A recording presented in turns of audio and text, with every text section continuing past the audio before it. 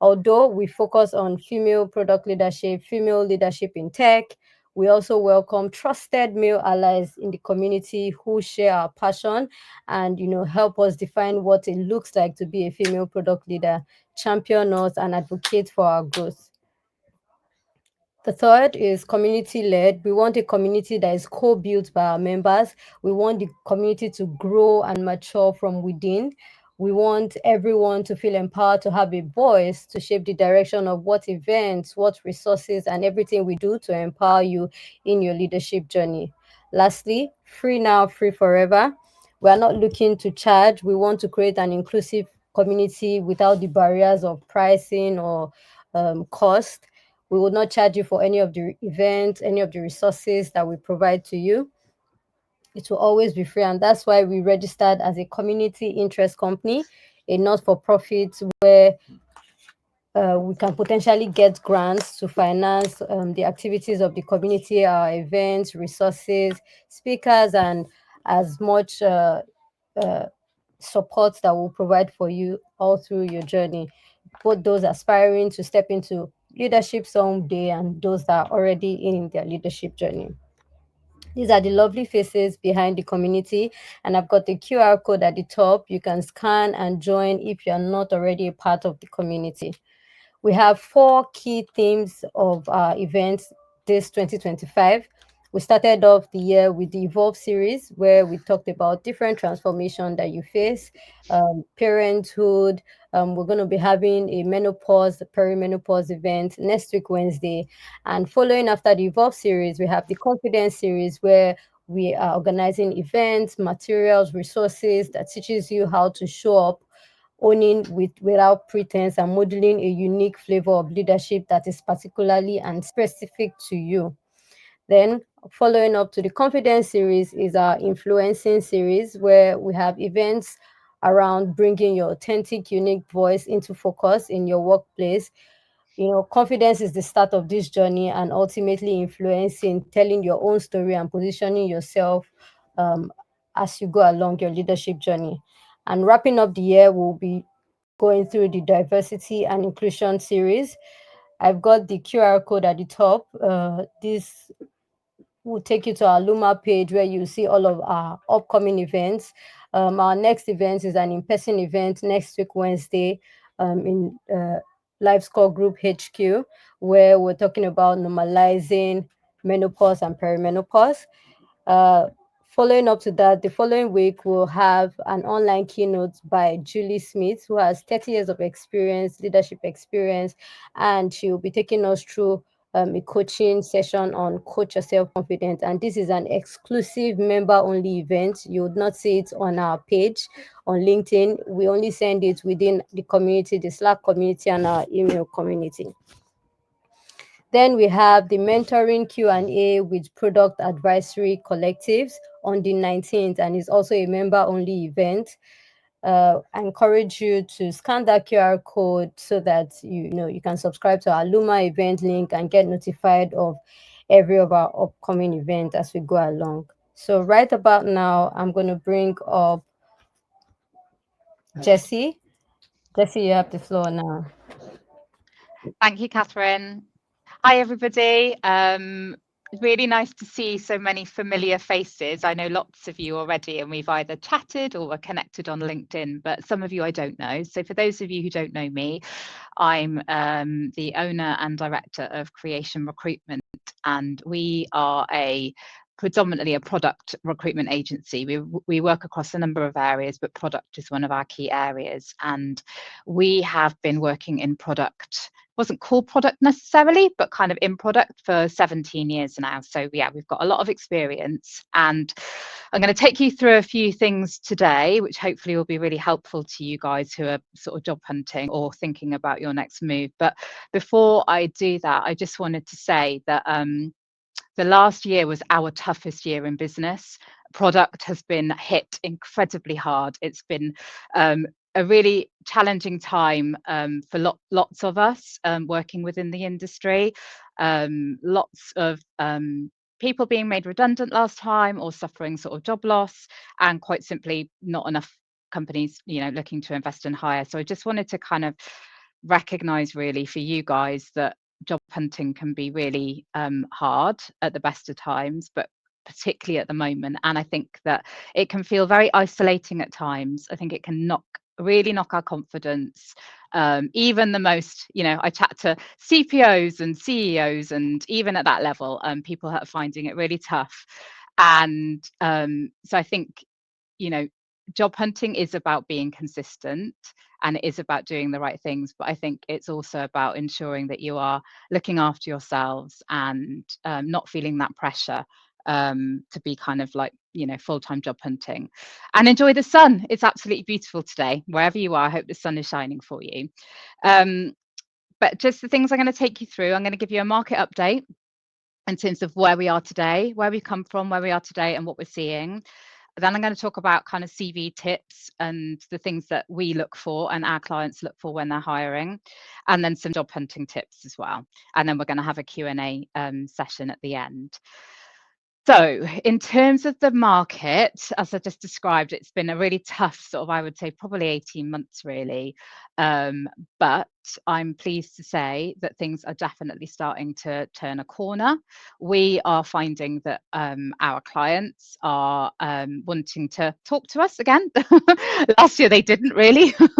There was just more and more conversations about putting hiring on hold or not investing or more redundancies. Whereas at the moment, every day actually, we're having much more, we're getting more jobs in. We're getting meetings set up with clients where they want to talk to us about their hiring plans, about budget setting, etc. The conversations we're now having with candidates where they were like, I'm not getting any interviews, I'm not getting through a CV sift. Many of them are sort of saying, actually, I'm seeing more around. And many of them have now got kind of multiple opportunities on the go. So hopefully you are all starting to see a little bit of that. Recruiters are getting busier as well. I mean, last year I read a stat that 30% of recruitment businesses went out of business last year. So it's been everyone's been hit by this, but the recruiters I know in my network who all do what we do are saying a similar thing. So there is much more around.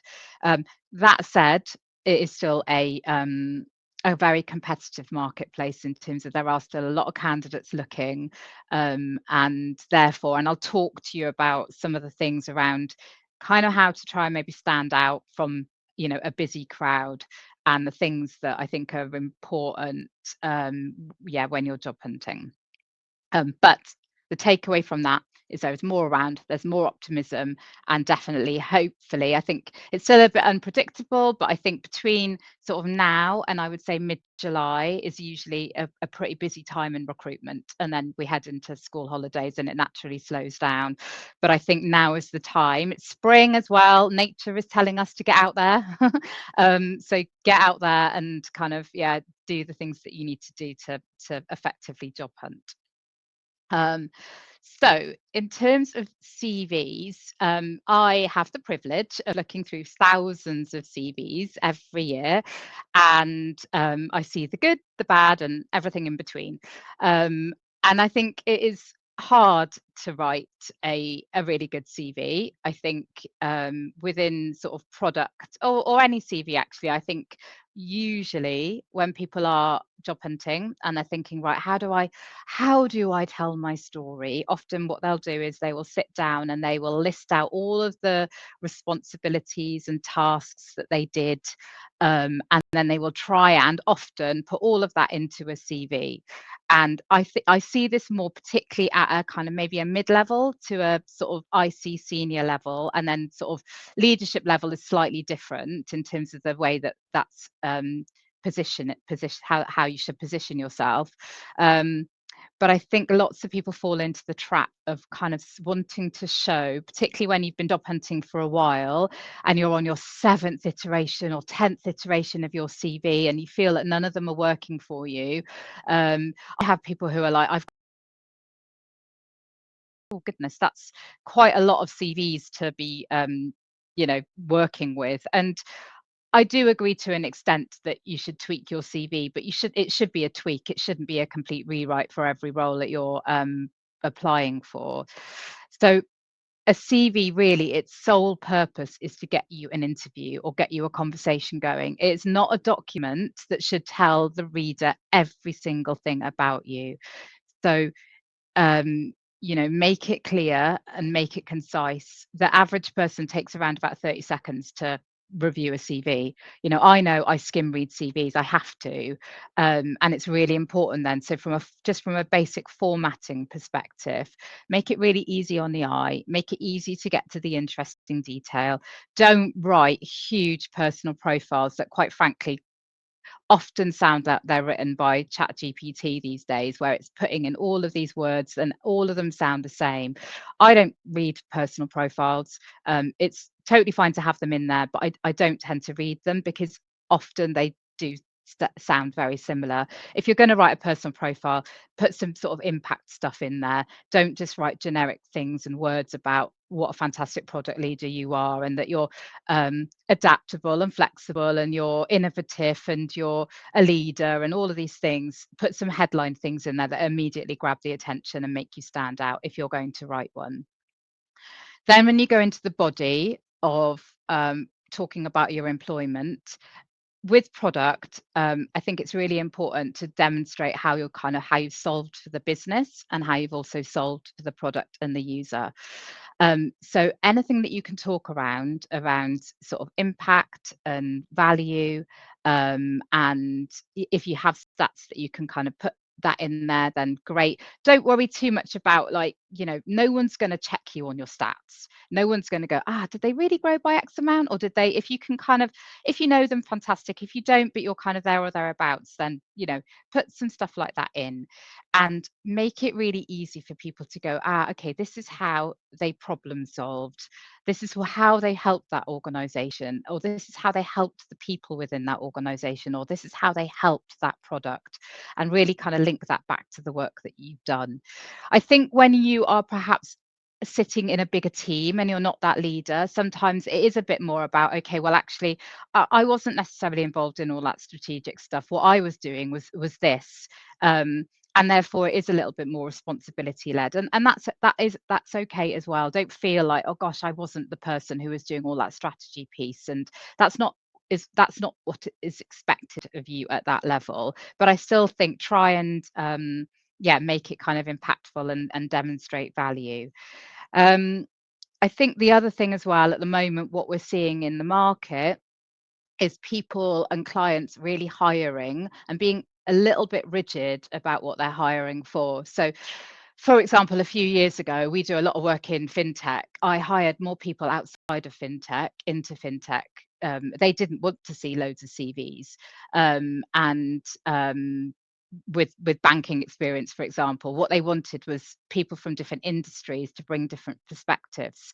Now what we're seeing is more of actually, we want deep expertise because we want to de-risk this hire, particularly again at a leadership level, or they want to see particular expertise around a type of product or something that brings relevance to why they're hiring. So if you've got a CV which speaks to that, and you can say, I've got however many years in financial services or whatever it might be, then that's fantastic. If you don't, and you're someone, and many people are like this, where they have successfully in the past comfortably moved industry or moved in terms of different products, etc., think about how you can weave in some kind of a story that shows that there's a that you've done, whether it's a similar thing or you've built on that experience throughout your CV, so that they can say, actually, she or he has moved around in terms of, but actually there's a theme here that they've built on, and I can really see that in terms of their experience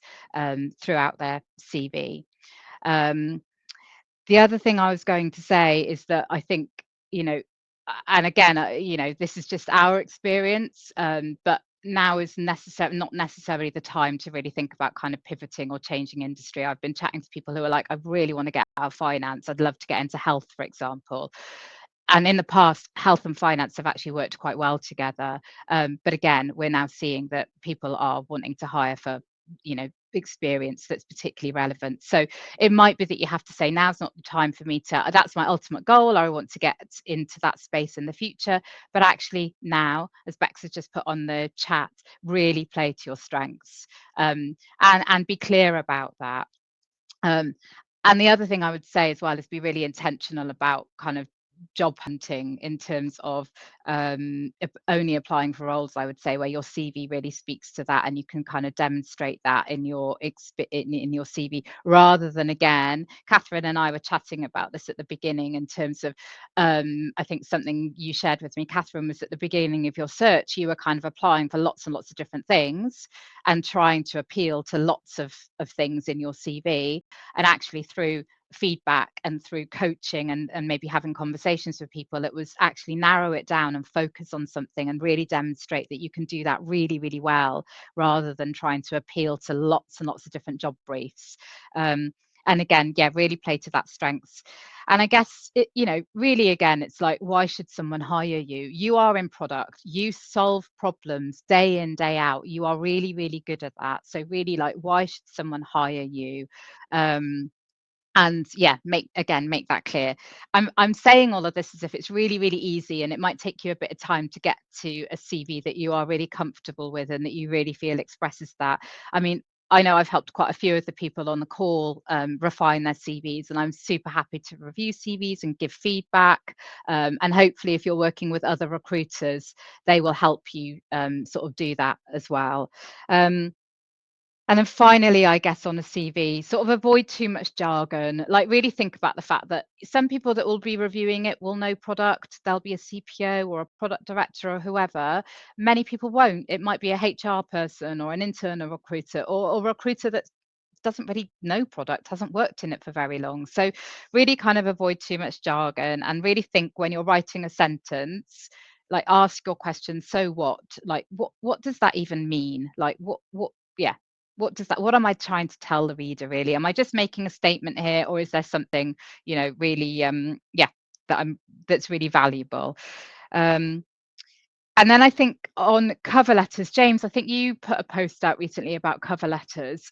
I don't ask for cover letters, and none of our clients do, to be honest. I mean, some direct applicants, I think they want you to put a cover letter. I think if you have to, and it's part of the process, then do it, and do it well, and make it really relevant to the job. And again, don't make it like a catch-all. I'm going to tell absolutely everything in this cover letter. But yeah, don't, if you don't need to, don't read them. Don't write them, sorry. It's people don't tend to read them. The way that we work is, we know our hiring managers usually very, very well. We don't just work off a brief. We have a conversation with our clients, and when we put a CV across, we always write a short summary of why this person is really relevant for the role, why you should talk to them. And other recruiters, I'd hope, would be doing a similar thing. So that's kind of my top tips on writing a CV. I think as well, like, lots of people are using kind of things like ChatGPT to write CVs. I think it's a good starting point. I think sometimes it can be really helpful, but don't just rely on that. Go back, then tweak it, personalize it, make sure that, it's your kind of personality, if you can, it comes across as well in the CV. So in terms of job hunting, I think online applicants are, as far as I'm concerned, a bit of a mess at the moment. I think LinkedIn is a bit of a mess. I think it's really hard for candidates to get through an online process. You know, some of our larger clients, they will advertise and they'll get like 800 applicants. Most of those will be not relevant for the role, and they simply don't even get reviewed, or they just get auto rejected a few days later by the ATS because they've sat on the system for too long. Their CV hasn't even seen anybody, it just gets rejected, and you don't know why you're getting rejected. I'm not saying don't apply for a role online, but I would not be scouring LinkedIn and spending hours doing job searches, and yeah, spending all of my time doing that. I think if you see a job on LinkedIn, if you can go to the website and apply that way, I think that can be a better way. But I think, again, companies are getting overwhelmed with sort of direct applicants. So my advice on that would be to work with good recruiters like us, who will take the time to have a conversation with you, even when we don't have a job for you, because I will chat to people, I'll keep in contact with people, and then when I have something that's really relevant for them, we spend time really getting under the skin of what you want, what you enjoy, what will get the best out of you, what energizes you, and equally what you don't like. And then we can come to you with relevant roles and coach you and support you throughout that process. Hopefully other recruiters will work in that way. I know a lot of recruiters are overwhelmed at the moment by the sheer volume of contacts that they're getting, and it is hard to then give a really good service to everybody. But I can there's other recruiters that I can recommend to people who are like us, and hopefully will spend time getting to know you. We are all getting busier, which is great, so use those relationships. Join communities. You are in a community here. Use that community, network within the community, and really ask for help. Most people like to help people. It's unusual. If someone comes to me and asks me for help, I will give help. And I genuinely think most people, sometimes we're busy and we can't help immediately, or there might be someone else that we think is more appropriate to help. I think I'm always, every single day of the week, I connect people up, I make introductions. I'm always thinking of helpful people that I think will be beneficial. And remember that everyone's got their own networks as well. So if they can't help you, then ask the question, is there anybody within your network that you think could be a good intro for me? If you see a job that's advertised, have a look if you're connected to anyone on LinkedIn, or if someone you know is connected to them on LinkedIn. And again, ask for that intro. I think everyone's having to work quite hard at the moment. Well, not quite hard, pretty hard really. So just if you can get an in, if you like, someone that can recommend you, someone that can intro you, then I think that's really, really helpful and really important. And look to grow your network. So, be present, be visible. I know it's a investment of your time, but it really is paying off for people who are consistently, whether it's online networking, which is slightly harder, but following up afterwards of, actually, there was someone on that call that I thought would be really helpful to me, dropping them a message on LinkedIn afterwards. We were both on that call. I'd actually love to connect with you and have a conversation with you, or at an event, etc. But yeah, networks are incredibly powerful. And I think a lot of people actually over the last 18 months have kind of said, look, I've realizing the power of community and connection. And I'm, even when I go into a bigger role or a role again, I'm really going to try my best not to just keep my head down and do the day job. I'm going to also ensure that I'm kind of continuing to, nurture those relationships that were helpful for me. If you can get a mentor or a coach, then there's lots of mentoring communities and people who are up for mentoring and that can support you. I'm sure there's lots of people in this community that would love to mentor. There we go. You have a mentoring community. Again, I'm always connecting people up. So yeah, fantastic. You have a mentoring program. So find out more about that. There's also Intelligent People, who are a product recruitment agency. I know they run a mentoring program as well. It's on their website. You can connect and find a mentor that way. And again, ask people who's been helpful for them, who helped them when they were job hunting, what recruiters helped them, what networks helped them. So yeah, any kind of, whether it's formal mentoring or informal mentoring or coaching, etc., all of those things are really helpful and really, really important to do. And then I think again, interview practice, if you do get through that, that round of I've got an interview now, I think people, again, through mentoring and coaching, really help you. And I'm really helpful to help people with if they've got kind of questions around, I've got an interview booked in and I haven't interviewed for a while, or I haven't been successful getting through interviews. I'm happy to have a conversation with you and give you feedback about what our clients typically look for in interviews and what good looks like and all of that kind of stuff. And then use tools available to you. So use LinkedIn. Obviously, it's a professional networking tool, and it is an opportunity to find work. But I wouldn't, like I said, sort of sit on LinkedIn day in, day out and think that's the only thing that you should be doing. So I think that is it from me. That felt like I rushed through a lot of information there. So apologies if I did. And I guess, anyone got any questions for me? Yes, we have a lot of questions. I think about 10 of them on the shared notes. But while I'm reading the questions out, if you'd like to ask a question, just use the Q button to, indicate I have a question, and I'll let you have the floor. Okay. So while we're waiting for that, I'll start with the first question. Are hiring managers teams actually making hiring decision based on skills and potential at the moment? Um, I think that good hiring managers, and I mean, when I mean good, I mean in terms of sort of like, I was chatting to someone about this yesterday actually, and I think a lot of people aren't particularly great at interviewing, and I don't mean that in a bad way. I just think interviewing, it's not someone's day job. You're not often trained how to interview people well. You are a product person, or you're whoever you might be, and you're involved in an interviewing process, but often you're not given training and you're not briefed about, why are we hiring this person, or what does good look like, or actually if they're really strong in this area but they're not so strong in this area, then actually that's fine for us. We can see that they've got potential, we'll support them, but these are the core things they absolutely must show. I think I'd like to say that I think good hiring managers will always look for potential as well, but what we are seeing at the moment is, I think there's still a nervousness, or a little bit of a like, uncertainty, I suppose, in the market, which is making people kind of double down and go, oh, they don't tick absolutely everything, therefore they're not quite right for this role, or we're not going to move to offer stage. We're having this a moment at the moment with a client actually, that we're working with, and we've got like 18 roles on with them, sadly not in product, on the data and analytics side, and lots of them aren't getting through the interview process, and it's partly because it's not the candidate's issue, it's because the people who are interviewing them are being so prescriptive, and they are got their kind of checklist, and then candidates who are amazing are falling down and not getting through it because they're not meeting every single criteria. So we're having to go back to the MD and say, actually, these are the things that aren't working, and he recognizes that, so they're reviewing how they're interviewing candidates and the emphasis that they're putting on certain things.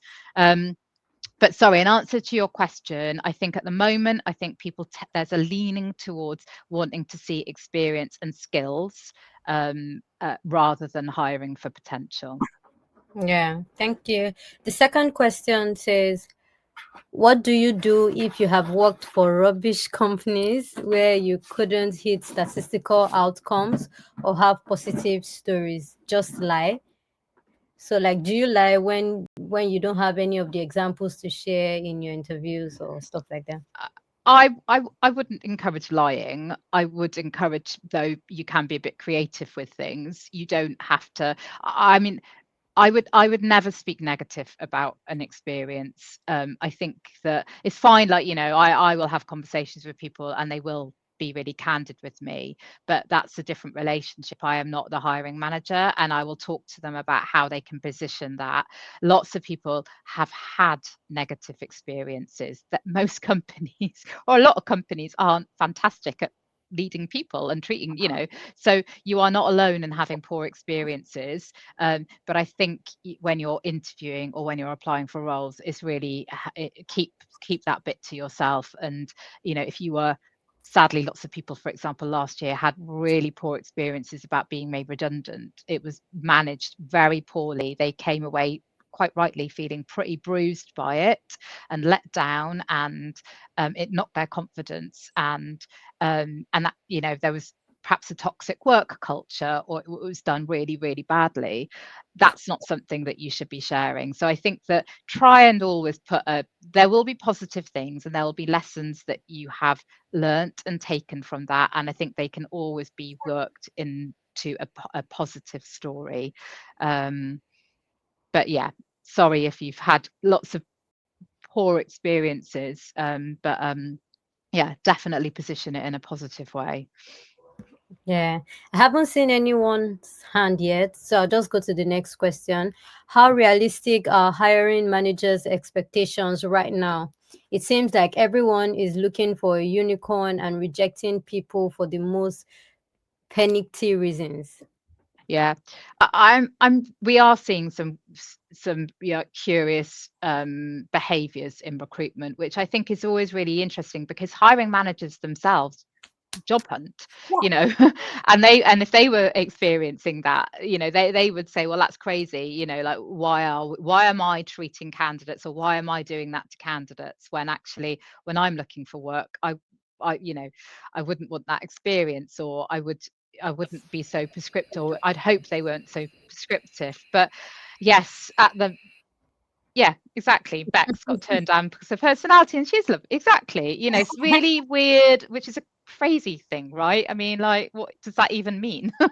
But yeah, sadly, we are seeing some of that. And I think, candidates are having to be quite thick-skinned and resilient, Yeah. and try not to take things too personally. But yeah, I think this goes back to what I was saying earlier about play to your strengths. I would not be applying for jobs that I didn't think I could show a really good experience in. So, for example, I was chatting to someone the other day, a really senior leader actually, and he was like, I really want to get out of B2C. I really want to get into B2B. And I was like, at your level or any level, you're not going to do that at the moment. I think that's a hard shift to do anyway if you don't have any of that experience. But I think, yeah, play to your strengths. And but yeah, the answer is yes. At the moment, we are seeing some really curious decisions being made. Yeah. So, will product management jobs ever come back, or is it better to just leave the field now rather than keep trying for years when there are obviously ways more candidates, when there are obviously way more candidates than roles, and companies are very particular about who they will hire? Hmm. We are seeing an increase again in product management hiring, and product isn't going away. I think that what we have seen, and this is reflected from the conversations we're having with clients, but also the conversations we're having with candidates, and also the trends that we're sort of seeing um, in terms of product. Is the people, I think, in product who are hands-on perhaps, and they've been very much around the delivery and the execution. I do think that there's going to be less of those roles around, and we are seeing that already. I think there's going to be, there's going to, obviously, AI is going to become more and more effective and more mature, and there's going to be more automation and more tools that are going to be very much focused on how do we drive efficiency, how do we delivery. If you are someone who's just sat in that space in product, my advice to you would be to really think about how you can kind of sort of not necessarily upskill, but extend your experience beyond that. We're seeing a real strong focus, particularly at a leadership level, about how you have really worked with commercial, how you've worked with marketing, how you've shown that you can really collaborate across the piece, not just with engineering and execution, but actually how does product really, really is part of the real driving engine of growth, and how you can kind of demonstrate that. So I do think that, lots of people are like, the term product owner or the name product owner won't be around and shouldn't be around anymore. People have different opinions on that. I've been to lots of talks where people are like, oh gosh, product owners, why are people even still calling them that anymore? So I do think if you are in that space within product, then you do need to kind of think about actually, yeah, developing your experience, or showing that you are kind of broader than that. Yeah. Another person says, what pivots can people do from product management? If you wanted to go out of What sorry, I didn't quite catch that. what pivots can you do from product management? What sorry, say that. Sorry. To pivot from product Oh, management. pivot. Pivot. Sorry. Yeah, I mean, I guess, I mean, lots of people come into product management from very different backgrounds. There's never been a straightforward job pathway in product. People have come from engineering, people have come from marketing, people have come from what was, project management, or people have come from UX. I think the skills of a product manager are really, really broad. I think there's lots of things that you can go into from product. But I guess it really comes down to what do you want to do? Like, where do you want to take your career? What kind of skills do you want to kind of continue and grow? And so I don't think there's no real kind of like one size fits all on that. And I couldn't really say, oh, from a product manager, you could easily go into, X, Y, and Z. I think it's more about, yeah, where do you want to take your career, but yeah, there are lots of transferable skills from product, and I've seen people move into things like kind of customer success roles, or working obviously in the product marketing space, or working as part of commercial teams within product, working within growth teams. So yeah, and kind of more operational roles as well, if you want to move into the kind of more product ops space and you want to get out of kind of like core product management, let's say, or even strategy work. So yeah. Okay. Do hiring teams actually get that there's a massive recession in our field? um I think everyone is Everybody aware, is. yeah, that there is a real challenge around product.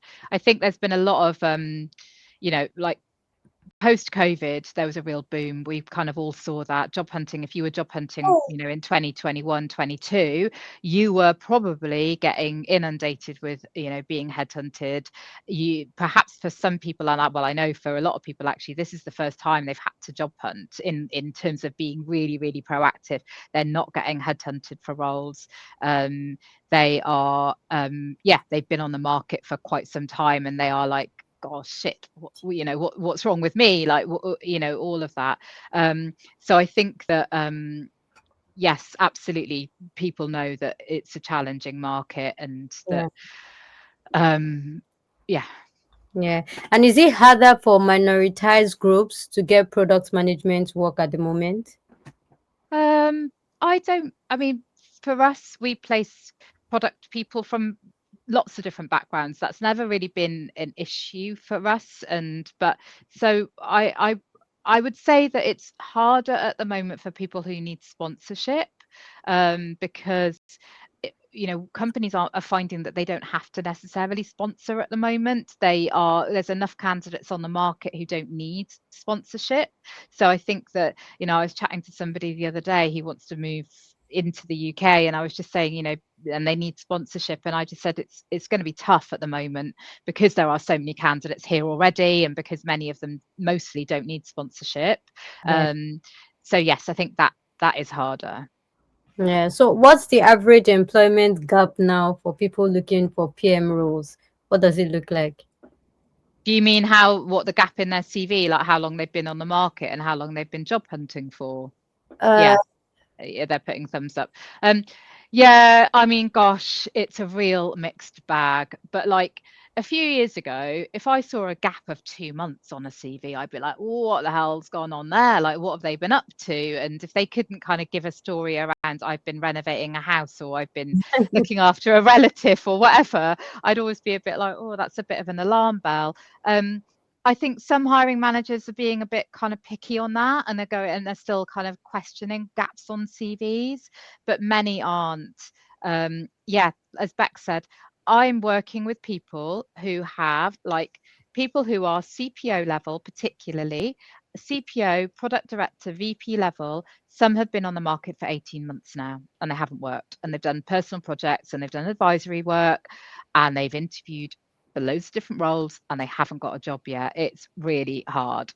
I would say we still at the IC level, so mid to IC level, there's always more roles of those around in a good market anyway, and we are seeing clients wanting to hire again at that level. But I would say average, in terms of average time to get a job, I would say it's probably between 4 to 6 months average for most people. why are there head why are there hardly any contract freelance PM roles at the moment? Yeah, normally we cover permanent and contract and fractional. Normally, when perm takes a dip, we see our contract spend like go up in terms of jobs, but we haven't done. So it's hit. Similarly, normally in a, like, for example, when the financial crash happened in 2008, and subsequently when there was dips, we would go, we're really busy over here, but over here is really not performing very well. Last year it was like everywhere we turned, we were like, there's nowhere that we were like, at least we've got this client, or at least we work in this industry, because phew, thank goodness, retail is tanking at the moment. Last year, and kind of sort of continuing in a way, all sectors were affected. So I've kind of forgotten the question, sorry. But yeah, I think I kind of answered it. Oh, contract, that's it. No, Yeah, yeah, contract contract's roles. been, yeah, contract has been hit as well. So yeah. So what levels are growing? I don't see a lot of more junior roles. What So level? yeah, we don't recruit entry level roles, so I can't give an honest, real insight into that. I think that there is a bit of entry level roles, people going, actually, we don't need to necessarily, we can do this in a different way. I think that the sweet spot, if there is one at the moment, is yes, mid to senior roles and IC level roles. I think that's where a lot of the hiring is going on. And certainly last year when redundancies were happening, where companies perhaps in the past would have gone, we've got the budget, we're going to hire a VP or a PD or a CPO even. They went, no, we're going to hire a really good, strong senior IC candidate, a lead PM or a senior PM that can do some of the strategy bits, but they can certainly do a lot of the execution and they can do the road mapping bit, but they can also do all the tactical stuff, because budgets were tight and they basically, but I think there'll be a shift on that as well. I think they will start to realize that actually those candidates are fantastic and they're great at what they do, but they don't do all of the other stuff that they really need. Which is why we're starting to see senior people getting hired again and more proper leadership level roles coming on. But yes, that mid to senior IC level is where there's more growth. Okay. What's your advice for those newly PM trained and transitioning into PM from management roles in other sectors?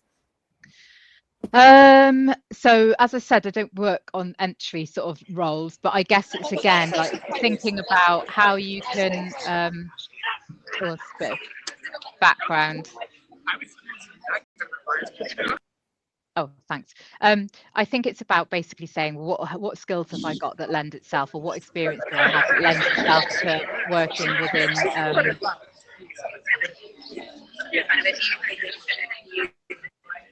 working, sorry, there's a bit of background noise. Working within products, like did I work alongside product people? Did I have another role that kind of like, was involved in product? Did I sit in marketing, for example, or did I sit in, I don't know, creative roles wherever I was? But how can I kind of link that back to product really? How can I demonstrate that I didn't directly necessarily sit in a product team or a product function, but actually I was still involved with, supporting those product people or collaborating with them or contributing to the success of the product. Yeah. So as I'm asking the question, it looks like more questions are popping up, but at some point we'll have to cut off. But I'll just go on for some 5 minutes and then we cut off from there. What advice would you give someone who wants to switch into product, right? I think we've answered something like this before. Yeah, I think, now is probably not the time to necessarily do a complete career switch. For example, if you are a software engineer or you are, I would say kind of, and you're in a role, so you're not job hunting, I would say bide your time. Again, play to your strengths. There are lots of product people around at the moment. I wouldn't put yourself into that mix. I would be, maybe in a few years or whenever you want to get to that point, but I wouldn't necessarily at the moment say, completely try and pivot into product, because you will find it really tricky because there are so many good people around. Yeah, so someone is saying I've been on maternity since last year. Should I call that on my CV? My role before that was a contract. That's fine. You've been on maternity leave. Lots of people have children and take mat leave, and that's not an issue at all. Yeah. And if you were contracting before, then fine, you've been contracting. That isn't an issue either. So yeah, just be straightforward on your CV about that. Yeah. Why are the standards in interviews seemingly so high, much higher than the realities of the job or companies, especially in how they treat PMs? Yeah, I think that like I meant that I touched on earlier, I think that, a lot of people aren't fantastic at interviewing. They don't know what they need to look for in interviews, and therefore they are being quite prescriptive about that. I think often if you've got a senior person involved in the interview from the beginning, that can be really helpful because they've got the experience, the confidence, and they can be pragmatic. Whereas if you're meeting somebody who's perhaps less experienced or doesn't really get product from the off, then that can be really challenging. But when we work with clients, we talk about what the interview process is like. We're really clear about what works well for candidates and what isn't working well, and all of that. But yes, I think that interviews for product can be very involved. Often you have to write a task, you have to present. Often they're asking basically for a little bit of work for free, because they're giving you a scenario based on their product, a problem that they are experiencing, and they want you to go away and solve it, and then they want you to give all of that information over to them. So I get it, like product interviews can be really really involved, and it's a real investment of your time. But in terms of answering why, I'd love to I'd like to know that as well. I think it really depends on the people that are involved in the interview process, Okay, as and well. then the last question, what's the mood around hybrid and in office right now? Yeah, so most of our clients are hybrid, and they are still super flexible. But some of our bigger clients, so for example, some of our banking clients have said from September onwards, they want people back into the office 3 to 4 days a week. I was briefed on a senior role yesterday, and they wanted somebody in 4 days a week, and we basically said, you're not going to get somebody in 4 days a week. They listened to us, the CEO did, and they've shifted it to 2 days a week. They tried to do direct recruitment on 4 days a week. But mostly we are still seeing clients hiring for hybrid, and typically what we're seeing is 1 to 2 days a week in the office. And that seems like, yeah, we push back all the time, Bex. Some listen, some don't. um, but but yes, but sadly, some clients are just mandated. It's a directive from HR, or it's a directive from whoever, and they just have to. And they don't want to work from the office. They're like, oh god. So it's but yeah, what I would say is that mostly we're still seeing a real trend for hybrid working, less so fully remote. I think there's going to be less of those roles around in the future. I think it is going to be more hybrid. Yeah. Thank you very much. That's all the questions we have. Thank you. Thanks, everybody. Yeah, thank you. And so before we begin to jump out of the call, I just wanted to quickly get us to, just drop in what's one thing that you've learned from today's session that you're taking forward. As I did say earlier, we're a CIC, and, we have to start measuring and submitting impact reports. So we want to know how much of impact we're having from our event, from this session today. So feel free to drop what's the one thing that you learned today. And just as you're doing that, as a reminder, we have the QR code right up there for you to access all of our events for the rest of the month. We have an in-person event at Live Score Group HQ next week, Wednesday.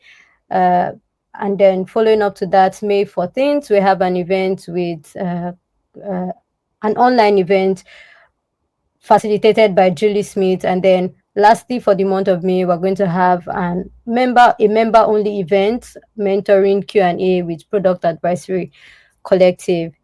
So once again, thank you for those that have, responded to the poll. I'm not crazy. I'm just reading some of the what people have learned. I'm not crazy. It's not me.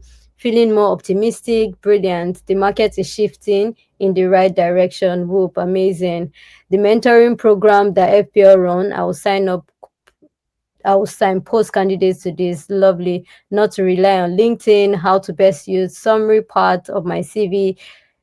Lovely, lovely learnings for today. I may not be able to read all of them, but thank you so much for joining us, being mindful of the time.